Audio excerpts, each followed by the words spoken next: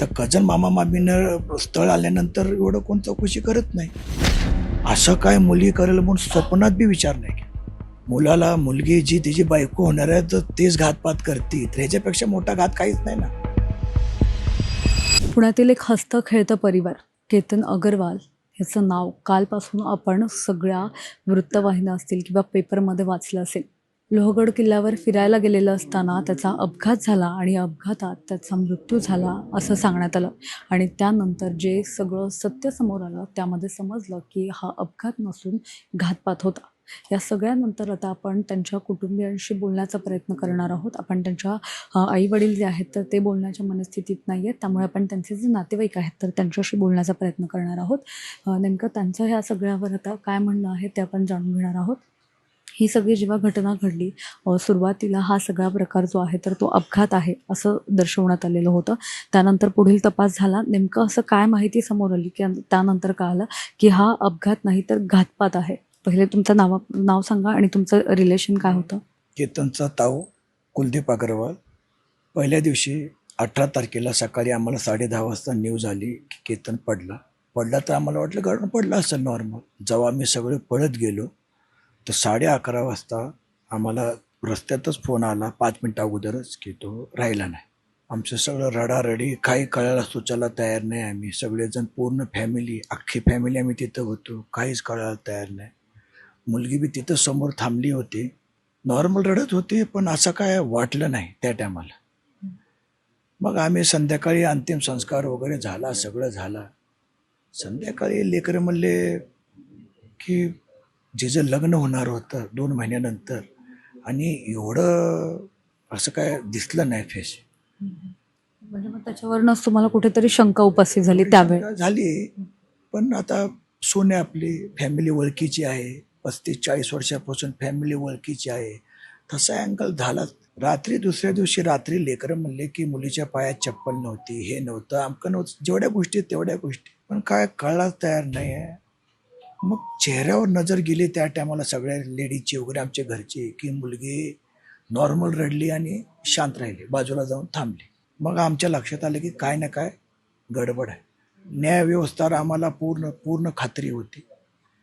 आणि मग आम्ही सरांना फोन केला की सर बघा. तर 3 ते 4 दिवसामध्ये साहेबांनी सरांनी सगळं पूर्ण जो सत्य होतं सगळं समोर आणलं.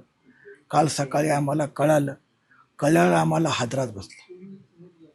कारण की ते जे शूटिंग, तो मुलगा, हे सगळं येणं जाणं, त्याची रेकॉर्डिंग सगळं बघितल्यावर आपल्या पायाची जमीनच खाली गेली. तुम्ही हे सगळं सांगता रेकॉर्डिंग वगैरे, म्हणजे नेमकं काय काय असं तुम्हाला बाहेर पाहायला मिळालं? जसं CCTV मध्ये तो जो चेतन आहे तर तो हुडी घालून एवढा उन्हातून चाललाय.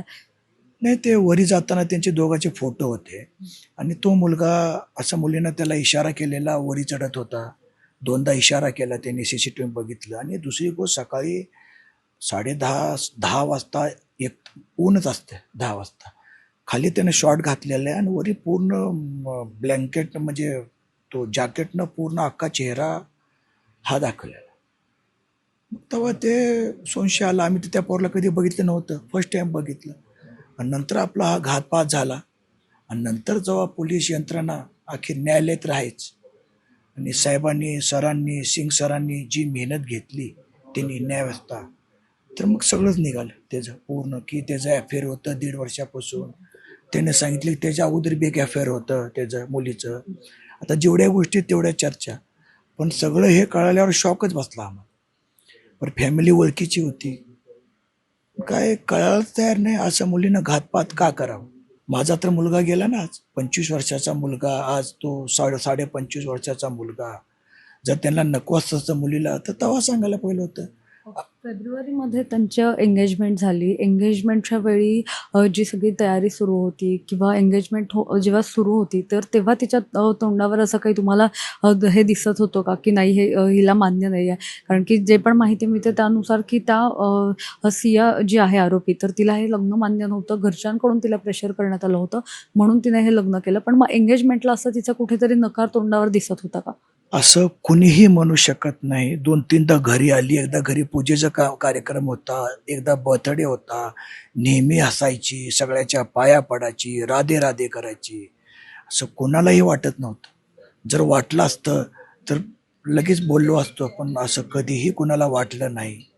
एवढा मोठा घात करल, त्याचा बॉयफ्रेंडचं 1.25 वर्षापासून होतं. त्यांच्या घरच्याला सगळं माहीत होतं.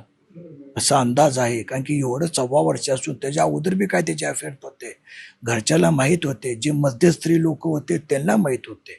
आणि मध्यस्थी जे लोक होते ते आमचे कझन मामा मामी होते. आता कझन मामा मामीनं स्थळ आल्यानंतर एवढं कोण चौकशी करत नाही. आणि हे फॅमिली आमच्या 40-45 वर्षापासून ओळखीची होती. असं काय मुली करेल म्हणून स्वप्नात बी विचार नाही केला. आणि बघा, न्यायालयात थोडं मेहनत घेतली पोलिसांनी, सिंग सरांनी, सगळ्या लोकांनी, हे सत्य बाहेर आलं. काल जेव्हा या दोघांनाही ताब्यात घेण्यात आलेलं आहे तेव्हा तुमची काय भावना होती आणि जेव्हा तुम्हाला समजलं की या सगळ्या घातपाताच्या मागे हे दोघे आहेत तर तेव्हा तुमची काय भावना होती? भावना काय, बस असं वाटलं की कुणावर विश्वास ठेवायचा. मुलाला मुलगी जी तिची बायको होणार आहे तर तेच घातपात करते, तर ह्याच्यापेक्षा मोठा घात काहीच नाही ना. काय विश्वास ठेवणार आहे आपण? आता फक्त न्यायालयावर विश्वास आहे. माननीय देवेंद्रजी फडणवीसना हेच माझी प्रार्थना आहे, सर हे केस फास्ट ट्रॅकमध्ये चालून लवकर ते लवकर जे सर्व दोषी आहेत, मुलगा मुलगी आणि बाकीचे इतर बी जे दोषी आहेत, ज्यांना माहीत असून त्यांनी सांगितलं नाही, त्यांना लवकर ते लवकर शिक्षा द्यावी, हेच प्रार्थना. यामध्ये आता त्यांच्या घरच्यांना हे सगळं माहिती होतं असं तुम्ही म्हणता की तिचं जे काही अफेअर होतं तर याबाबतची कल्पना तिच्या घरच्यांना होती, तर त्याबाबत त्यांना माहिती असताना त्यांनी तुम्हाला काही सांगण्याचा प्रयत्न केला होता का किंवा याबाबत केतनला काही माहिती होती का? कधीच नाही. जर सांगितलं असतं तर केलंच नसतं ना आपण. जो मुलगा 1.5 वर्षापासून त्याचे अफेअर आहेत, पोलिसांनी रेकॉर्ड काहीतरी काढला, ऐकण्यात आलं 2004 कॉल काहीतरी ते मुला-मुलीचे बोलणं झाले. असं ऐकून सुद्धा आम्हाला आश्चर्य वाटलं. आता घरी आईला वडिलाला तर माहीत असणारच आहे ना. त्यांनी कधीही नाही सांगितलं. ह्याच्या मनात काय होतं ते आपल्याला माहिती नाही. जर सांगितलं असतं तर लेकरं त्याला बी काही माहीत नाही केतनला. तो बी केतन बी एकदम भोळा भाळा होता. काही सुद्धा त्याला कळलं नाही, काही कल्पना नाही. कळलं असतं तर हे झालंच नसतं ना. काल स्वतः जे सुप्रिटेंडेंट आहेत संदीप सिंगेल तर त्यांनी पत्रकार परिषद घेतली. त्यामध्ये सुद्धा त्यांनी सांगितलं होतं की याआधी सुद्धा लोहगडावर ते 2 वेळा गेले होते. 14 तारखेला जेव्हा गेले तेव्हा सुद्धा ढकलण्याचा प्रयत्न करण्यात आलेला होता. मात्र तेव्हा तो सांभाळला आणि ते सगळं त्यावेळी घटना टळली. मग असं असताना नेमकं तो प्रसंग काय होता? तेव्हा काय घडलं होतं? नाही, त्याची काल त्यांनी प्रेस कॉन्फरन्स पोलिसांनी सांगितलं. गेलता तो 14 तारखेला. 2-3दा बळजबरी करून घेऊन गेलते त्याला मुलगी. दरवेळेस लोहगडवर जायचं, लोहगड जायला करत होते. पण अजून काय आम्हाला डिटेल नाही, कारण केतननं सांगितलं नाही. पण 3दा 14 तारखेला तो सकाळी गेलता, 31 तारखेला तो गेलता आणि 14 तारखेला गेलता. आल्यावर थोडा घाबरला बी दिसला. आईने विचारलं काय झालं? काय नाही, मला साप पायापासून गेला म्हणून तेवढं फक्त त्यानं घरी सांगितलं. तेवढं सांगितलं तर आता सोबत त्याची होणारी पत्नी होती म्हणून संशयाचं काय कारण नाही. आणि 18 तारखेला तर बघा एवढा मोठा घातपात झाला. ज्या दिवशी ही घटना घडली त्या दिवशी केतन घरातून बाहेर किती वाजता गेला हे तुम्हाला घटना झाली आहे हे कसं समजलं? 8:15 वाजता तो घरून गेला. 8:22-23ला तो इथून गेला. आणि घटना झालेली मुलीच्या आईचा, केतनच्या आई मम्मीला फोन आला की असं असं पडला. मग त्याच्यानंतर सुनबाईचा बी फोन आला, सियाचा बी, की असा असा तो पडला. बस आम्हाला पडला म्हणजे असं त्यांनी सांगितलं नाही वरून खाली पडला म्हणून सांगितलं. बस नंतर आपल्या नशिबाला 11 वाजता 10:30 वाजता ही बातमी आली. 11 वाजता मी पोचेपर्यंत कळालं मुलगा गेला. आता या सगळ्यामध्ये तुम्ही मागणी काय करणार आहात? आम्हाला एकच मागणी आहे माननीय मुख्यमंत्र्यांसोबत, सरांसोबत, सर हे फास्ट ट्रॅकमध्ये चालवा आणि लवकर जे सर्व दोषी आहेत त्यांना कठोर शिक्षा द्या. ते नाही असं काही समाजामध्ये हे पुढच्या वेळेस होऊ नये सर. 25 वर्षाचा माझा मुलगा आहे सर. आज त्याला काही माहीत नव्हतं. नवीन मुलगा तो. आता जी जी चालू होणार होती मॅरिड लाईफ ती व्हायच्या अगोदरच संपली सर. पुन्हा असं समाजामध्ये काय होऊ नये म्हणून लवकर ते लवकर फास्ट ट्रॅक चालवून दोषीला कडक ते कडक फाशी या सजा जी बी असेल कानूनवर, आम्हाला कानूनवर विश्वास आहे, सगळ्यावर विश्वास आहे, तर जास्तीत जास्त त्यांना कठोर शिक्षा द्या.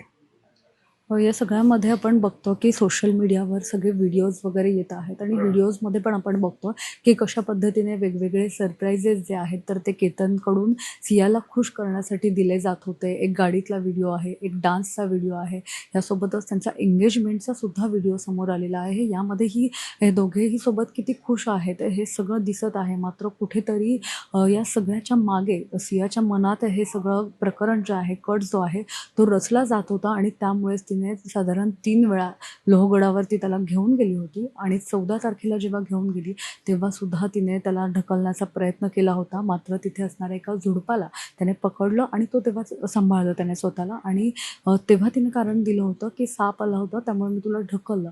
मात्र त्यानंतर पुन्हा एकदा सियाचा जेव्हा 20 तारखेला वाढदिवस होता तर या वाढदिवसाचं प्री सेलिब्रेशन करायचं आहे आणि यासाठी आपण पुन्हा एकदा लोहगडावर जाऊ असं सियाने त्याला सांगितलं आणि त्याच्या मागे लागून त्याला तिकडे घेऊन गेले आणि 18 तारखेला जी घटना घडली त्यामुळे पुणे शहर, महाराष्ट्र नाही तर संपूर्ण देश हादरून गेला. कॅमेरा पर्सन अजय गांगुर्डेसह मी मोना यनपुरे, सिविक मिरर, पुणे.